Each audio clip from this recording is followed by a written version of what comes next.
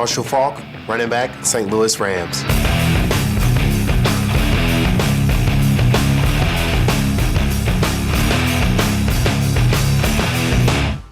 Our next guest was the second overall selection in the 1994 draft, 7 Pro Bowl appearances and a Super Bowl ring later. There's no doubt Marshall Faulk is headed to the Hall of Fame. And in college at San Diego State, he twice led the nation in rushing yards per game and was a 3-time All-American. And he takes 4 minutes off the golf course to join us now. Marshall, thanks for joining us, man. Thanks for having me, man. All right, now many have compared Reggie Bush to you, so how do you think his playing style resembles yours?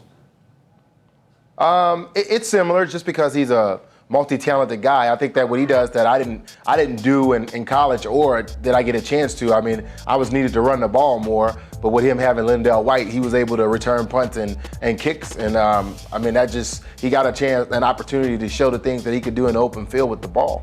Now, you were drafted second overall in '94 with similar hype that Bush is getting. How were you able to handle it all? I think that for me, what I did was I made it a personal thing. You know, for me, like I wanted to make sure that I went in and I played well for myself. I wanted to make sure that I had fun and enjoyed it. I made sure that, and this would be great advice for Reggie also, to just go out and play the game and have fun and enjoy it. Don't try to prove the naysayers wrong. They're going to always be out there. They're going to always critique you. They're going to always say things about whether it's your size, what you can't do, the things that you do well, or whatever it is. The thing I made sure is that I played the game as good as I could and that I enjoyed it. So after Reggie, who would be the next running back taken off the board? I don't know. I think you have D'Angelo Williams and possibly Lawrence Maroney, just depending on a team's need and what they want. I think those two guys are probably the next two guys in line. What about Lindell White? I mean, why is his stock sort of falling? I like Lindell, and I don't think his stock falling. I think Lindell is in he's the kind of back that has to be in a certain system. He's probably, and I don't know.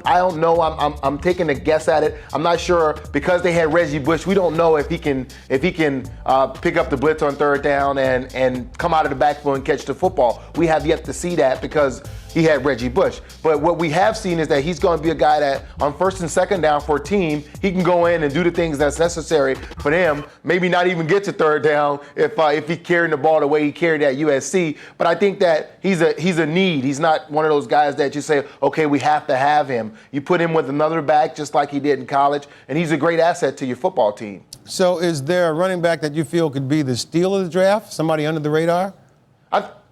I think there's two guys that you have to look at. I think you go with Joseph Adai as a guy who he has great size. He can do everything on the football field. People tend to say that he plays slow. I think he plays smooth. I think you can't tell how fast he's running. He outrun guys. He can catch the ball. He can pick up the blitz and do all the intangibles that you need of a running back. In college, he was doing those things, so it'll be an easy transition for him in the NFL. The other guy is P.J. Daniels, the guy at Georgia Tech. Was a little banged up this last year, but played great throughout his career at Georgia Tech. He's a guy that I feel when he gets in the NFL, he's going to have a great opportunity. He's going to make a team happy for what they get if they get him in the later rounds.